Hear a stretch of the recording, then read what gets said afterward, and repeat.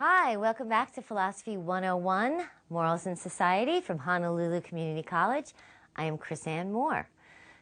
Today we'll be doing Program 9, Plato and Objective Ethics. Before we start on Plato, I want to remind you of just a few things. One of them is that you should be reading your chapters as we go along. As you've been watching these programs, I'm sure you noticed that we have a lot of information to squeeze into 56-minute episodes. That's why I start rushing at the end sometimes. But there's no need to fear. Read your chapters.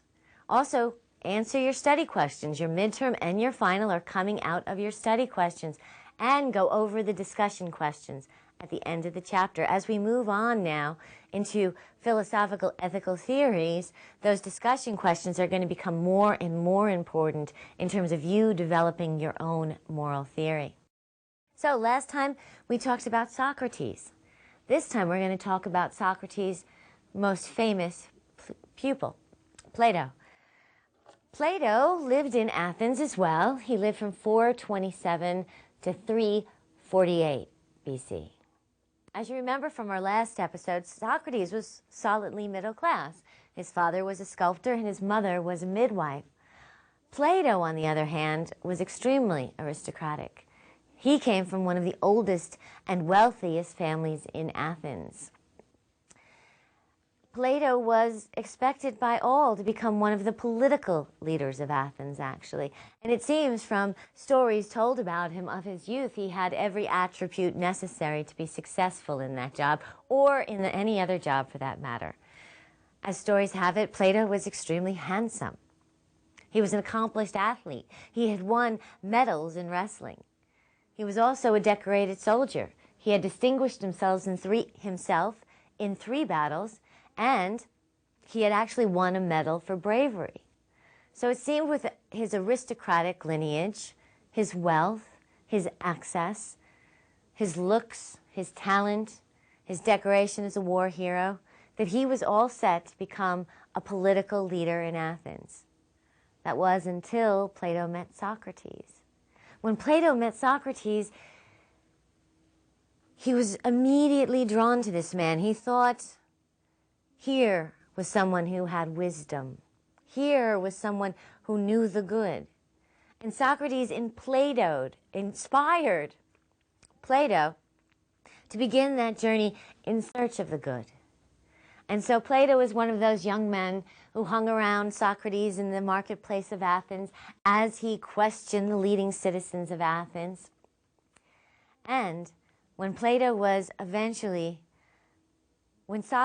was eventually arrested and tried, found guilty and put to death, Plato was absolutely devastated.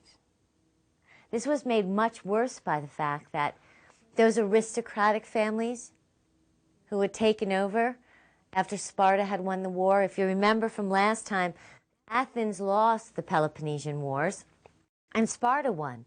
And when Sparta conquered Athens, she dismantled the democracy and put in place a rule of 30 aristocrats.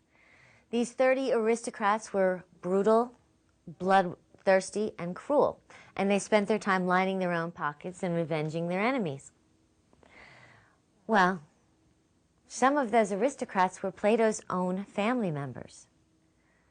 So Plato had seen his own family members become ultimately immoral and bloodthirsty. And then when that aristocracy was dismantled and the democracy was put back in place, the democracy then turned around, arrested, tried, convicted, and executed his teacher. Not only his teacher and his friend, but the man who Plato said was the wisest and best man of Athens. So here was Plato, 27 years old, and absolutely depressed and disgusted. What Plato did is he turned his back on his homeland and he left. He left for 12 years, as a matter of fact. Now just think how long that would be to leave your home now. So imagine how long a 12-year journey really was back then. We're not sure where Plato went, although there is some evidence that he probably studied in Egypt. He probably also spent some time with the Pythagoreans in Italy. And it seems he probably studied geometry with Euclid. What we do know is that after 12 years, Plato came home. And once he came home, he set up a school to teach what he had learned on his long journey and in his time with Socrates. That school he called the Academy. The Academy would be the primary center, or one of the primary centers of learning for the next 900 years. The Academy would last until it was finally closed by the Church, the Catholic Church, in 525 AD. So for 900 years, the school that Plato set up would be a premier center of learning in the West. Now, we're not sure what was taught at the Academy. Many of Plato's dialogues have been lost. And in those dialogues, he doesn't tell us exactly what was taught at the Academy. But we can, from the 40 dialogues that we have, know much about Plato's philosophy. Because what Plato really did on this long journey is he went in search of the good.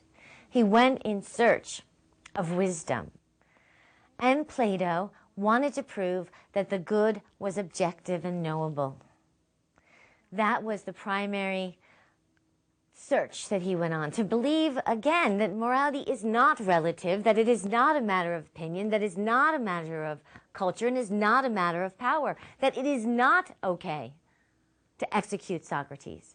It is not okay to pursue wealth and power and not to care what you do to people in the meanwhile. And so, in his dialogues, Plato expresses his theory of the good, his objective moral theory. Now, as we said in the last episode, what we know of Socrates' philosophy, what we know of Socrates' moral theory, comes from Plato's dialogues. So really, Socrates' morality is Plato's morality, because Plato indeed wrote those dialogues. It is very difficult from the dialogues to know when Socrates is speaking his own philosophy and when Plato is using Socrates as a mouthpiece for his own philosophy. As I said before, generally, the earlier dialogues of Plato are thought to reflect Socrates' true philosophy, and the later dialogues are thought to be Plato's own thoughts.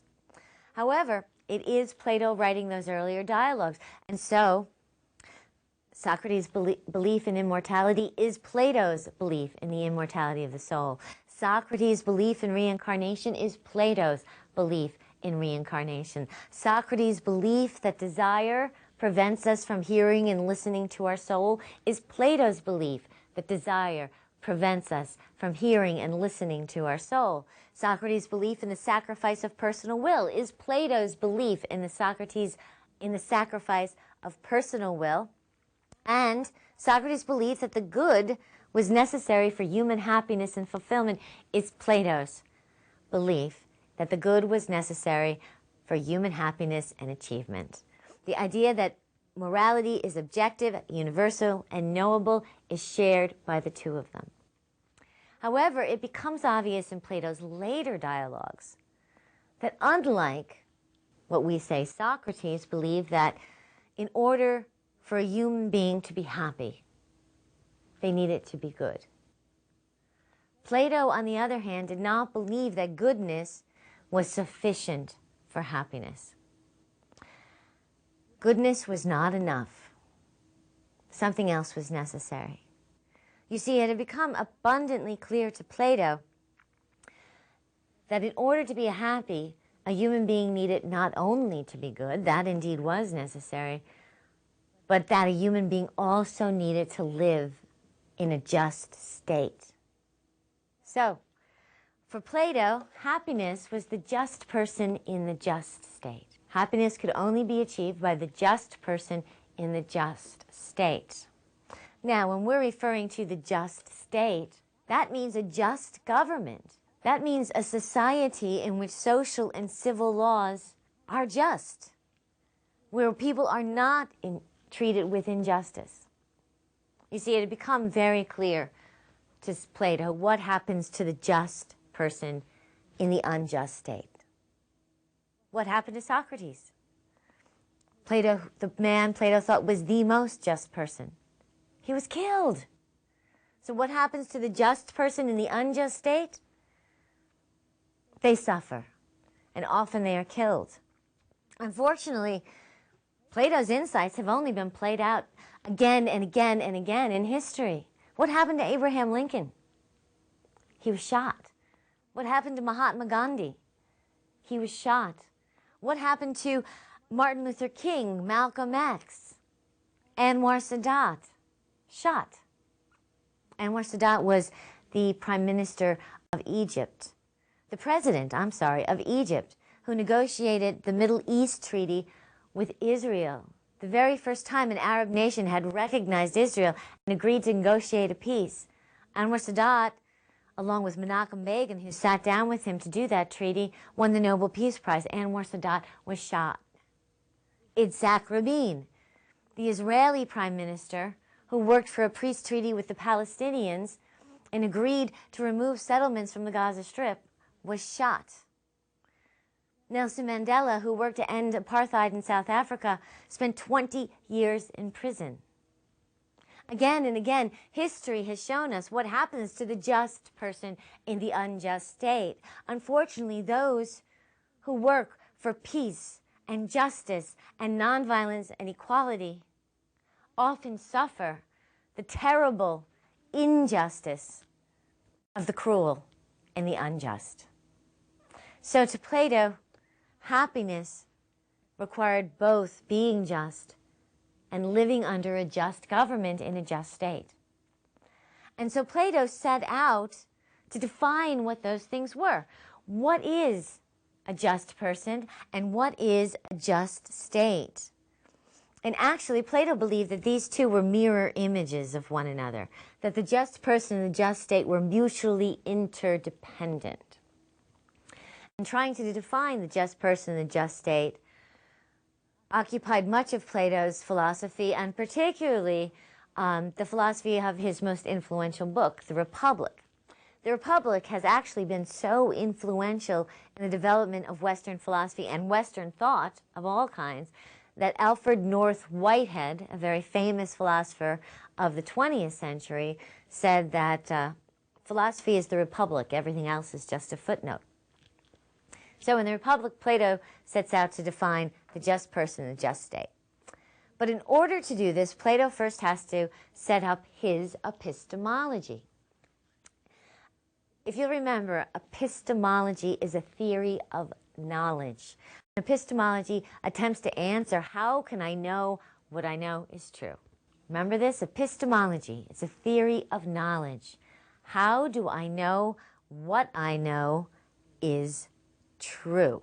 So Plato, in his epistemology, wanted to prove that universal truths existed and were accessible. That universal truths could be known and accessed by the human mind. In other words, that there was an objective good, there were objective moral laws, and human beings could know them. And they could know them in such a way that they would be sure to be universally and eternally true. Now you may ask, do such universal and eternal truths absolutely exist?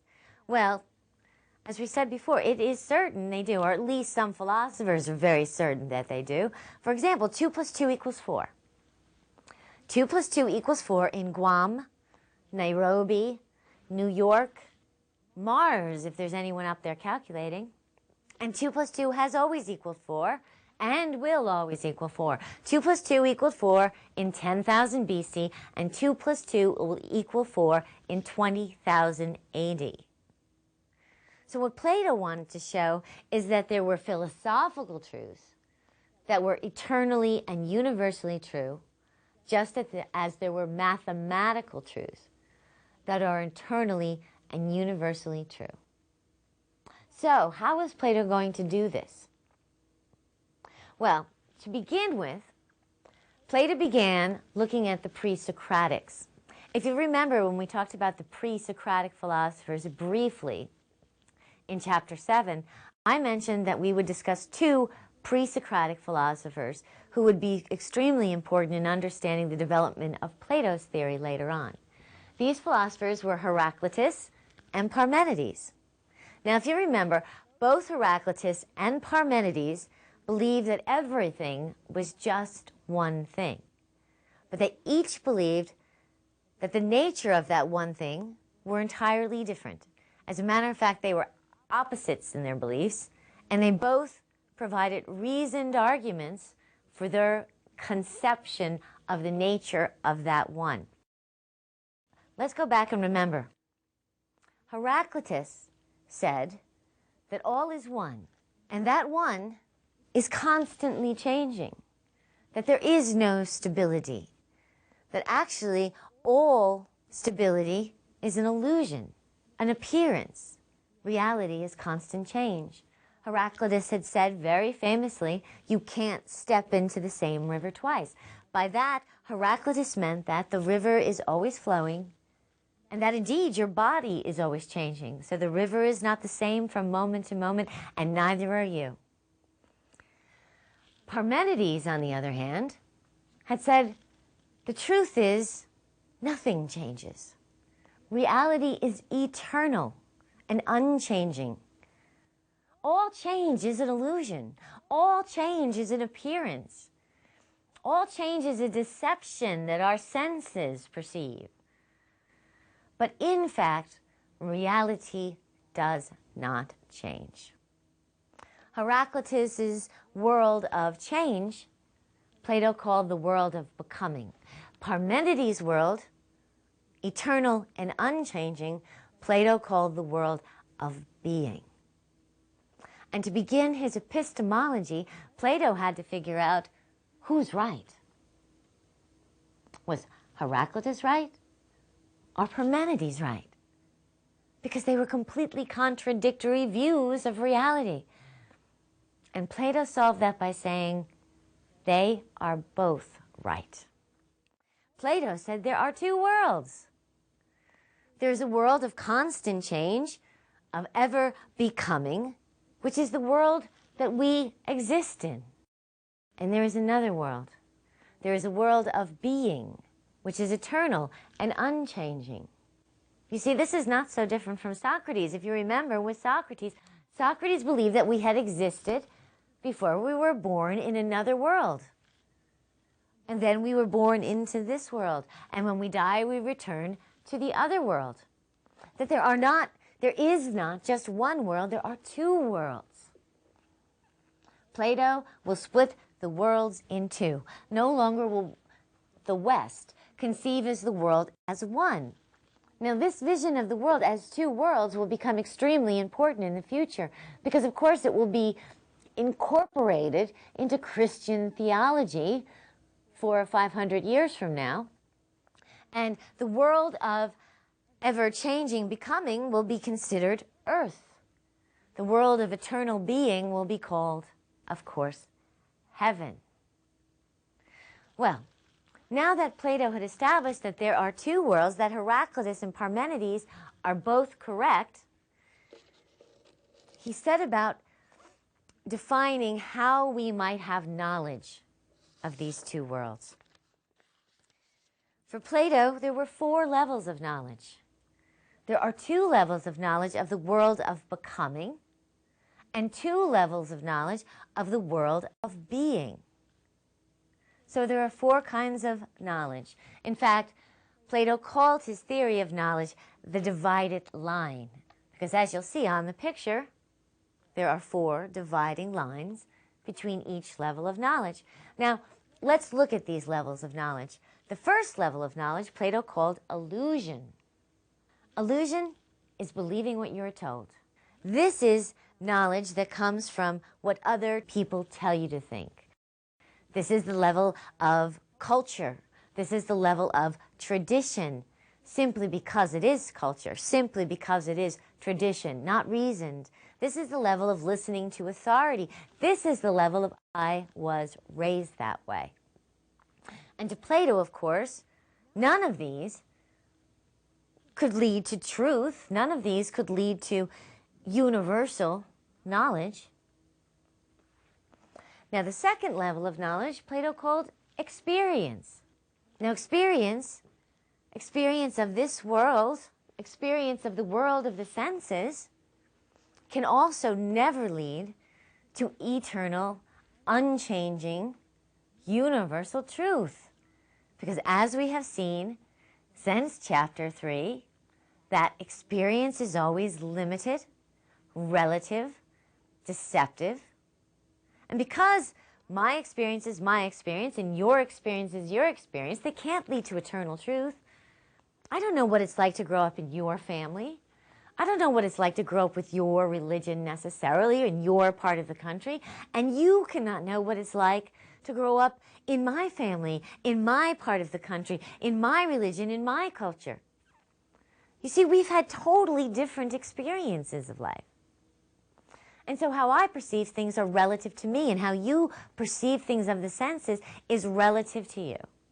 And as we talked in chapter 3, senses are deceptive, and senses are extremely limited. So the first two levels, illusion and experience, cannot lead to knowledge, but can only lead to opinion. So, believing what you're told and the experiences of your senses cannot lead to eternal truth. And only eternal truth was considered real knowledge by Plato. The first two levels can only lead to opinion. But Plato was not interested in opinion. Plato had seen what opinion, or thinking that morality was relative, had done to Athens. He had seen what opinion, or thinking morality was relative, had done to Socrates. Plato wanted to prove there was eternal, unchanging truth. And Plato said we could have such knowledge because we can have knowledge of the world of being, of the eternal, unchanging world. Now, in order to understand how we might have knowledge of this world of being, we have to understand a little bit of Plato's theories of the forms. You see, if you remember from Socrates, he said when we were in this other world, we had experienced perfect justice, perfect goodness, perfect beauty.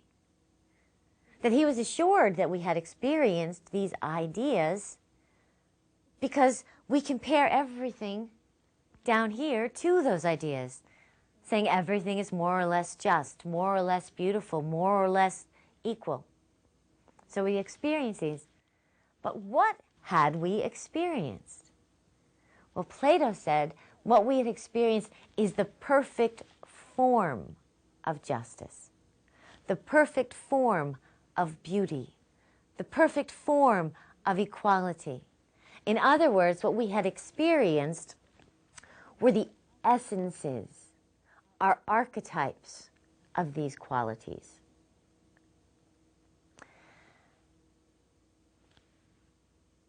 The forms in the world of being are reflected by everything in the world of the senses. As a matter of fact, everything in the world of the senses is a mere shadow of the perfect essence found in the world of being. How can we think about this? Well, think of a cookie cutter. A cookie cutter shapes each cookie, right? Star-shaped, little gingerbread men. Well, the gingerbread man, the form is in the cookie cutter. The actual cookie is something quite different. So what Plato is thinking is that these forms shape the material of this world, shape the essence of the things of this world, and actually the things in this world only have beauty, justice, goodness, truth to the extent that they participate in these perfect forms. So think about this. In the world of being, we have these perfect forms of justice, of love, of courage. And these perfect forms are like molds or patterns by which the material of this world is shaped or formed. Like dough through a cookie cutter, or you want to think again, like light through a flashlight. If light from a flashlight moves through a pattern, the light assumes that pattern. If light moves through a star pattern, then what will move through that pattern is a star shape of light. That is how the forms shape everything in this world. Now, this might have been a little bit easier for the Greek mind to understand, because actually the Greek mind had been used to thinking of perfect essences of qualities like justice and beauty. For the Greeks, the gods and goddesses were perfect archetypes or essences. Ares was the archetype or essence of war. Aphrodite was the archetype or essence of desire. Well, really, what Plato did, in a sense, is he took the personification away, and what was left was the essence of war, the essence of desire, the archetype, the perfect form, the perfect shape. And this is what exists in the world of being, the perfect forms of everything that exists in this world. That is what Socrates meant when he said we experienced perfect justice before we were born. We experienced perfect goodness before we were born. Because for Plato, in addition to all these other forms of qualities like justice, goodness, beauty, there are forms of everything in this world. There's the perfect red, the perfect triangle, the perfect circle. And there is the form of forms. Now, the form of forms, Plato would say, is the good. If we want to understand the good as the form of forms, we can compare it to the sun in this world. Just as in this world, the sun's light is responsible for the energy, vitality, in fact, the life of everything in this world, the light of everything in this world, the good, or the form of forms, in the world of being, gives light and energy and vitality to all the other forms. In fact, we may think of as good as the light from the flashlight that becomes molded by the forms in the world of being, and that is how our sense experiences of this world. Think of that flashlight again. Now, if we look at that flashlight, the light from the flashlight, we would think of as the good. The star, we would think of as the form. And the formed light, that is the star itself, would be the sense experience in this world. Now, you may have to think about that a little bit, but let's look at the 4 levels of knowledge again. In this world, the world of becoming, the world of the senses, we have the sun, whose light shines down on us, without which we would not be alive, without which there would be no energy, no vitality, no light. Well, the same can be said of the good in the world of being. The good gives light to all the forms. And as we said before, knowledge of this plane only leads to opinion. But to know the forms in the world of being is to begin to access eternal truths. Because the world of being is unchanging, and truth, Plato thought, by necessity must be unchanging. So, we can begin to access knowledge of the world of being by beginning to understand the perfect forms. We can reason about the forms, and by applying logic to the forms of experience, rather than to any person's particular experience, we can begin to access universal truth. So the 3rd level that leads to knowledge is reason, which is using logic on the forms of experience. How can we understand this? Well, let's think about this. There is no such thing as a perfect circle. In this world, oh, sure, we have all sorts of shapes that resemble circles, but there's no such thing as a perfect circle. First of all, the perfect circle is one-dimensional. And everything in this world is 3-dimensional. So it would be impossible for a perfect circle to exist in this world. Further, all the circles in this world are a little bit off.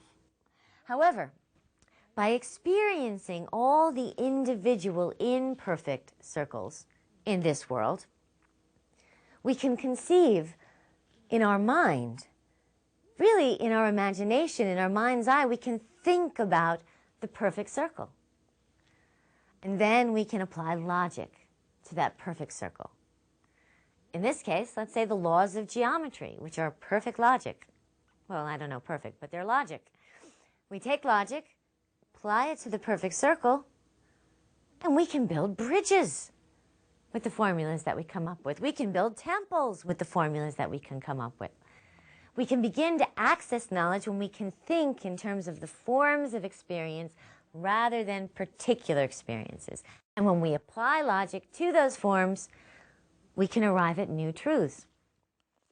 Let's take equality. We have never experienced perfect love. Perfect love does not exist on this plane. But by examining all of our individual particular experiences of love, we can remember love itself.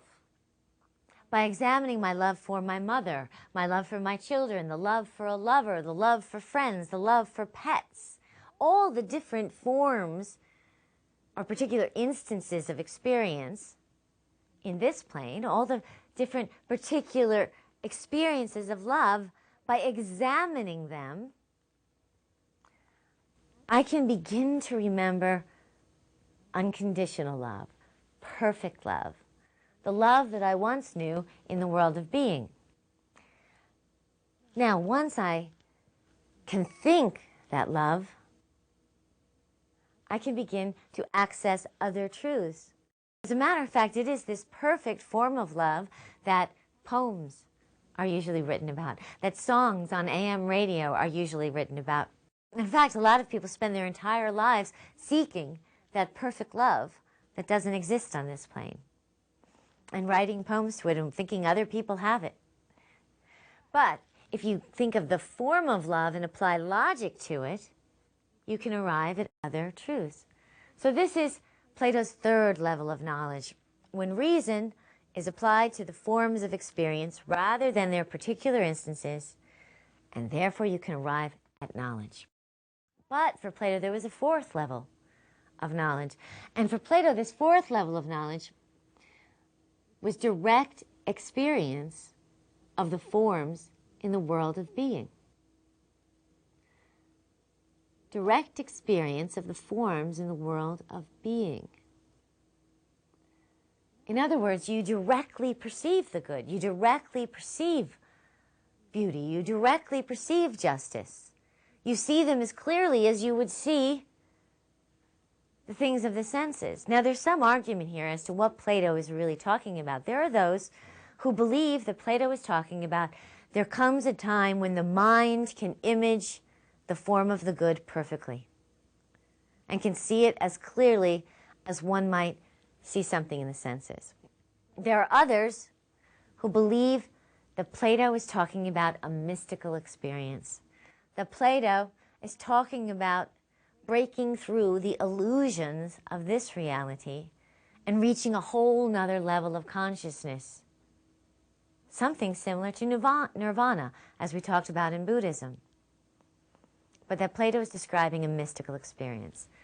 I am one of those who believes that Plato is describing a mystical experience. I think this becomes clear in Plato's allegory of the cave. Plato told a story called the allegory of the cave in the Republic, which is quite famous, in which he explained his 4 levels of knowledge. In the very beginning of the story, Plato says we are like prisoners in a cave. But worse than that, not only are we prisoners in a cave, but we have been bound. We are chained, and our heads are bound, and we are looking at the wall of the cave. But this is all we can see, so we think the wall of the cave is reality. Now, unbeknownst to us, behind us is a fire, and people are walking back and forth in front of the fire with sticks and puppets. And they're talking. Now, the firelight moves through the puppets and is reflected on the wall of the cave. Well, the people who are chained think that their shadows on the wall of the cave are real. They think the noises that are coming from the wall of the cave. This, of course, is the level of illusion. This is how Plato describes the level of illusion. It's like believing something that is not real. It's like those people who go to a movie theater and the light is projected onto a screen in front of them and they get so wrapped up in the movie that they believe that the movie is real. You know, people who write to soap opera stars for medical advice because they play doctors. Oh, of course, we all fall into that a little bit. I did actually once. Did you ever see the movie Thelma and Louise? Very cool.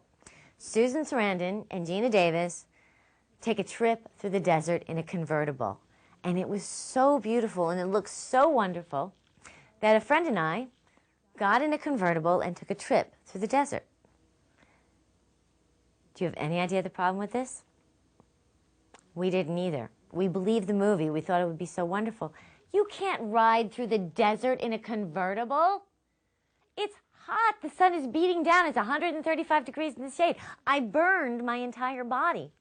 Aside from that, there's dust everywhere, constantly blowing at you. I breathed in more desert sand. It wasn't the least bit glamorous or beautiful. It was hot and dusty, and my hair was never so knotted in my life. I fell into that trap of believing an illusion. Well, Plato would say the same thing is that we do the same thing every time that we believe what we're told, that we believe something just because someone said so. Now, it is true that in life, sometimes we just have to trust what we are told. In this complicated world especially, for instance, if I go home tonight and on the news, the anchorman says there was a car bombing in Iraq, I will believe what he said. Now, I will be skeptical about the news station that I listen to, and I do apply reason to choosing my sources of information. But when push comes to shove, there are just some things I have to believe. But as the information gets more and more and more important, for instance, what I believe is morally good and right, what I believe about the way I ought to live my life, what I believe about what is wrong and harmful, what I believe was worth standing up against, I'm not going to trust authority with that. I want to find out for myself with my own reason, as do you, those of you who chose to walk through the door where you strive and struggle for your own answers. So, the next level, there are those who break their chains and turn around and tentatively at first start exploring the cave. They see the fire and the people with the puppets, and they begin getting information about the cave. But of course, this level is the level of experience. This is the level of using your senses for information. And of course, what one is getting is information about a cave. But there is another level of knowledge. This is the third level. Some few people are able to find the exit of the cave. How do they do so? They begin applying logic to the forms of their experience in the cave. And by applying logic to the forms of the experience in the cave, they begin to use reason, and they begin to crawl out of the cave. And then, some very few actually make it all the way out of the cave, and when they do, they find themselves in a whole other world. And this world, Plato would say, is so bright and so beautiful, and the colors are so vivid that their previous experience is revealed to be exactly what it was, a limited, sad experience in a cave. Here they are in the world of a new sun, the good, of vibrant colors, of unchanging reality and beauty. But of course, they're faced with a dilemma. Those who emerged from Plato's cave in Plato's story have the same dilemma that Buddha did when Buddha reached nirvana. They have a choice. They can stay in this whole new world, or, feeling sorry for those left down in the cave, they can go back. What would you do? Well, Plato says those who go back, they go back into the cave and once again get thrown by the darkness.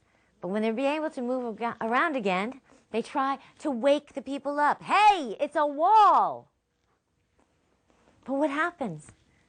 The people in the cave think they're crazy. The people in the cave think they're insane. And so they laugh at them. But it's worse than that. Unlike the end of Buddha's story, at the end of Plato's story, Plato says, if the people who had returned to the cave try to bring the people from the cave out of the cave, those people will kill them if they can catch them. You see, of course, Plato was no optimist about human nature. And of course, Plato was devastated by Socrates' death. Plato had seen what had happened to the wise men who tried to wake people up and let them know they were living in illusion. So, with the 4 levels of knowledge, illusion, experience, reason, and understanding, Plato set forth his epistemology. And of course, the last level, understanding, direct perception of the world of being. And it certainly seems to me that Plato is talking about a mystical experience. But philosophers rarely agree with each other, and they all have their own arguments. What is important is that once Plato set up his epistemology, he was then able to do what he set out to do in the beginning, which was to define the just person and to define the just state. So, just to go over what we've talked about here, the crux of Plato's epistemology, we have the divided line, which is the 4 levels of knowledge, the simile of the sun, understanding the form of forms, the good, by comparing it to the sun in this world, and of course, the allegory of the cave. Once these are set forth, Plato begins his definition of the just person in the just state. Now, we're not going to cover Plato's political theory in this course, but suffice it to say, who do you think Plato thought should rule?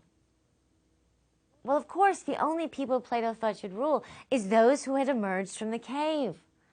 Only those who had seen the good and knew the good undoubtedly would do the good at all times. And so to Plato, only philosopher kings could rule. And so it seems that at the end, Plato leaves us with a utopia. A utopia is an idealized vision. Plato's vision was a vision of rule by philosopher kings. And perhaps even Plato himself knew it was an ideal, although there is quite a bit of evidence that Plato himself thought that it could be approximated. He took several trips down to Syracuse to convince the tyrant Dionysius to try to set up this kind of state, but Plato ultimately failed. But in establishing his epistemology, Plato also establishes what is the just person. Now, for Plato, in order to understand Plato's theory of what a just person is, we have to understand Plato's theory of the soul. Plato, like Socrates, believed that we are an immortal soul. But for Plato, there were 3 parts to our soul. You see, we don't have just one soul. Plato thought this was quite apparent. Why? Because we're often at war with ourselves. For instance, part of me wants to study for my philosophy exam and get an A. Part of me wants to go to the party. So, a lot of times we seem to be torn, different parts of our soul leading us in different directions. So as Plato examined these parts of ourselves that can pull us all over the place, he determined that there are 3 parts of the soul, and he called these 3 parts of the soul reason, spirit, and appetite. Now, reason is that part of the soul, of course, which is capable of logic, which is capable of thinking, which is capable of critical thinking, particularly. Spirit is will. That is our emotions and our willpower. And of course, appetite is our desires. Now, for Plato, in order to be a just person, each part of the soul must acquire a specific virtue. Reason, of course, must acquire wisdom. Spirit, of course, must acquire courage. And appetite must acquire temperance. In other words, moderation. Again, we find a similarity with Buddhism. Appetite or desire, appetite of the body in this case, is to be found through a middle way of moderation, of temperance. Well, when the three parts of the soul each have these virtues, when reason is wise, when spirit has courage, and appetite has temperance or moderation, the just person can be realized, but only if reason leads. You see, the just person cannot be being pulled in all these different directions by the different desires of the parts of their soul. Only reason, of course, for Plato, would allow someone to be just. Only reason would be able to acquire wisdom and perceive the good. Therefore, reason must lead. Reason must lead, and reason leads with wisdom, spirit follows with courage, and appetite follows with temperance. You see, Plato used the image of a chariot, that only when the charioteer guides wisely and the two horses follow harmoniously will the entire assemblage move forward in balance. And in the human being, only when reason leads wisely, when spirit follows with courage, and when appetite follows with temperance, will the person be just and harmonious. And this entire package is when we use the word justice. This is Plato's picture of the just person. Now, once Plato had established his epistemology, he had defined the just state, and he had defined the just person, he had, as far as he was concerned, firmly argued for an objective theory of morality. Not only that, but he said that each person has a certain area of their soul which is strongest in them. Although in each person reason must lead, there are some people who are by nature more inclined to reason. That is the strongest part of their soul. There are others who are more inclined to follow their spirit, and there are still others that are more inclined to follow their desires. And so in a just state, each person would be given the job dictated by the nature of their soul. Naturally, those in whom reason was dominant should rule. Those in whom spirit was dominated should be the warriors, and those in whom desire dominated should be the merchant and tradesman. And this was all the needs of a state in the 5th century BC, as far as Plato was concerned. Government, protection, and nourishment needs, the trades. So, when the just person is doing their right work in the just state, happiness is accomplished. Now, it may seem clear to you that, like Socrates, Plato has not given us a specific method to know the good in specific circumstances. Philosophers wouldn't attempt to do that till later, and we will get to them. You see, the Greek philosophers were not rule makers.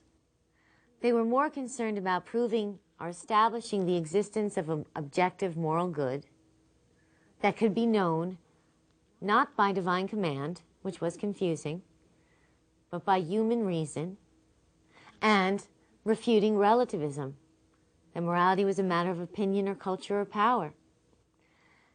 In doing so, Plato set up theories and ideas that will have enormous impact on the development of the entire Western world, and certainly on the development of the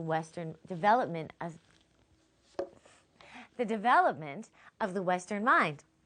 Plato's theory of two worlds will be incorporated into Christian theology as earth and heaven. Plato's form of the good, of course, will later be interpreted as God. Christianity will also believe that harming others harms the self, that the morality is objective and knowable, and in the sacrifice of personal will. Future philosophers will believe, as did Plato, that universal knowledge can be obtained only by applying logic to a priori ideas, to ideas that are not based on experience. A large part of the entire Western philosophical tradition will believe that. And so, in his epistemology, Plato laid the foundation for much of what would follow. Platonic dualism, the two worlds, the objective existence of the good or God, the immortality of the soul. Of course, Christianity would reject reincarnation, but they would incorporate the immortality of the soul, and in a way that was much more Greek than it was actually Jewish, which is, of course, the roots of Christianity.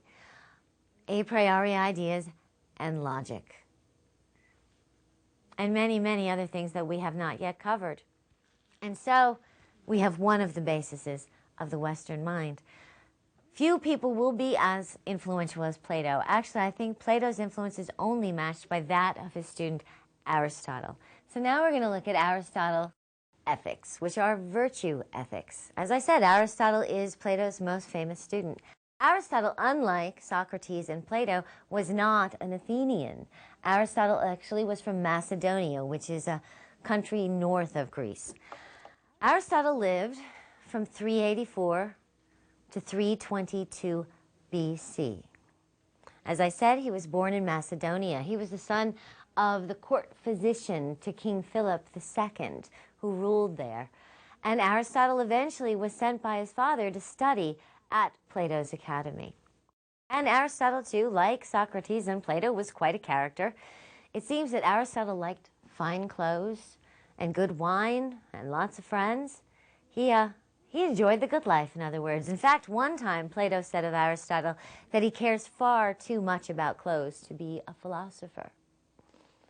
However, it also turned out that Aristotle was absolutely brilliant, and Plato also once said that the academy consisted of the body of the students and the brain of Aristotle. Aristotle would prove to be Plato's most brilliant student, and he would remain at the academy for 20 years. After that, he would start his own school, the Lyceum, just outside of Athens. Of course, geniuses rarely get along well, and Aristotle and Plato were geniuses. On top of that, philosophy, as we saw from just a few episodes ago, is based on a tradition of argumentation. In other words, unlike traditions in which knowledge is just handed down from teacher to pupil, and the pupil is just expected to honor the master and pass the tradition on, in philosophy, knowledge is based on arguments, and whoever has the best argument is considered to have the best conclusion. And students are expected to argue with their teachers nicely, but to argue with their teachers in the terms of presenting philosophical arguments. So the fact that they were both geniuses and this tradition of argumentation, it really shouldn't surprise anyone to find out that Aristotle eventually disagreed with Plato. Although he accepted many of Plato's ideas, Aristotle ultimately rejected Plato's theory of the forms, which was essential to Plato's philosophy. Aristotle also rejected the idea that we need to have knowledge of another world in order to obtain truth, in order to perceive eternal and universal truth, that we had to go to some other world. Aristotle actually believed that truth could be found in this world. It was like Aristotle was one of the prisoners in the cave. He was bound and freed himself and began to look about the cave. But instead of looking for a way out of the cave, Aristotle was like, wow, this is fascinating. See, Aristotle spent his career exploring the cave. And Aristotle indeed believed that knowledge could be gained from experience of the cave. You see, Aristotle didn't believe that form was something that existed in another plane. For Aristotle, form was something that existed in the things of this world. That the essence of something could be found in the thing itself. For instance, the form of cat is found in the cat. The form of tree is found in the tree. That the catness of cat is the form of cat. The treeness of all trees is the form of tree. And by observing all trees, or as many trees as possible, one could begin to understand the essence of tree, the form of tree. One, by studying many, many cats, can begin to understand the essence of cat. In other words, for Aristotle, the things of this world could be understood by studying the things themselves. That the forms of the things of this world could be understood by observing the things of this world and applying reason to them. Aristotle, too, believed that form was an a priori idea in the sense that it was not relative, it was not an opinion, that it wasn't the particular experience, but that these particular experience, one could understand that experience. And so this idea that knowledge can come from experience, reason and observation of this world, will begin the basis of a whole new tradition in the West. Because really what Aristotle is the first scientist. Aristotle sets up the entire tradition of science. Whereas Plato is a transcendentalist who looks for truth in another world, Aristotle is an experimenter who looks for truth in this world. And actually, those are the two foundations of the Western mind and will follow us for the rest of history. In the West, part of us will seek for a better life in the afterlife, for transcendence and escape of this world, and part of us will seek to conquer this world through science. That is Plato and Aristotle. And we will continue looking at Aristotle in the next episode. In the meantime, I want to remind you that your student learning outcomes, which are flashed at the end of each episode, are also on your web. Now, your student learning outcomes will point to those aspects of each lecture that are essential. The essential ideas, actually the essence, the archetype of each program is outlined in your student learning outcomes. So make sure you look at them. Read your chapter on Plato, answer your study questions, consider the discussion questions, check for your assignments, and of course, complete your assignments, hand them in, and participate in your web discussions. And so I will see you next time when we will talk more about Aristotle. Till then, bye-bye.